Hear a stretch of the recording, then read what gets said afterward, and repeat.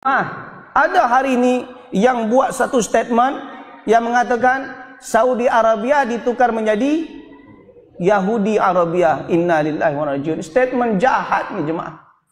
Kalau kau tak suka dengan Saudi, kau tak payahlah datang ke Saudi. Kau tak payahlah pergi ke Mekah, tak payah ke Madinah. Tak ada masalah pun.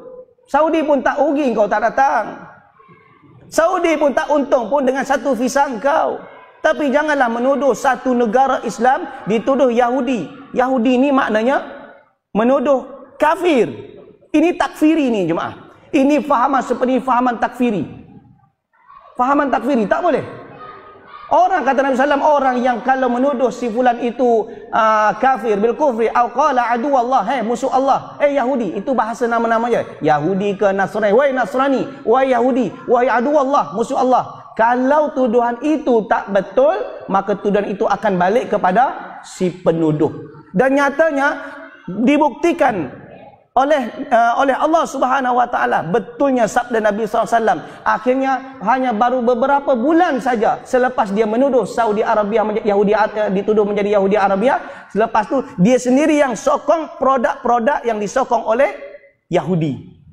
Dia pula yang support. Dia pula yang promote. Ini aku dah biasa makan pizza, kata dia. Pizza ni memang kesukaan aku. Padahal majoriti umat Islam sekarang di Indonesia ni berusaha boikot. Boikotnya bukan sebabkan makanan tu haram, bukan. Sebab produk tu menyokong Israel untuk menyerang saudara kita di Palestin. Itu je kan. Bukan makanan haram. Makan tu sebenarnya bukan haram. Pizza tu halal. Cuma ketika time itu ini jadi masalah.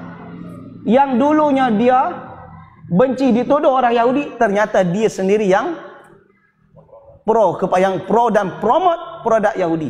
Coba perhatikan, betul kata Nabi SAW. Kalau seandainya tuduhan itu tak betul, akan kembali. Belum mati jemaah, di dunia pun Allah dah tunjukkan, apatah lagi mati. Coba, hati-hati. Hati-hati daripada lisan yang tak ada lesen. Kecakapnya ikut suka hati akan menuduh si fulan kafir. Ini takfiri. Orang-orang seperti ini bahaya ni. Orang seperti ini bahaya. Kalau boleh yang seperti ini jangan ada sampai di satu negara. Ni kalau ramai orang macam ni, mati orang lain. Inilah yang menghalalkan darah orang ni, orang-orang takfiri seperti ini. Suka mengkafirkan orang lain. Tak setuju Saudi, it's okay, tak ada masalah. Tapi jangan sampai menuduh Yahudi Arabia. La ilaha illallah. Ini inna lillahi wa inna ilaihi raji'un. Tuduhan yang jahat. Kembali kepada orang tersebut.